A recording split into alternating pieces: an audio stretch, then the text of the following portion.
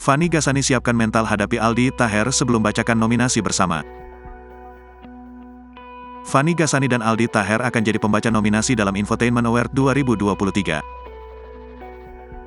Fanny Ghazani mengaku telah menyiapkan mental untuk menghadapi Aldi Taher. "Gak perlu menyiapkan apa-apa, gua udah siap mental aja ngadepannya kayak gimana," ujar Fanny dalam wawancara virtual beberapa waktu lalu. Namun Fanny mengaku telah mengenal Aldi Taher sebelumnya, jadi ia tahu bahwa karakter Aldi memang selalu ceplas-ceplos tapi santai. Berbeda dengan Aldi Taher yang sangat menantikan momen duetnya bersama Fanny Ghazani. Ini karena ia sudah lama tidak tampil satu proyek dengan Fanny.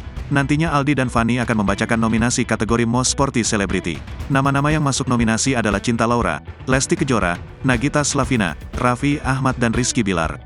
Infotainment Award 2023 akan berlangsung pada tanggal 26 September tahun 2023.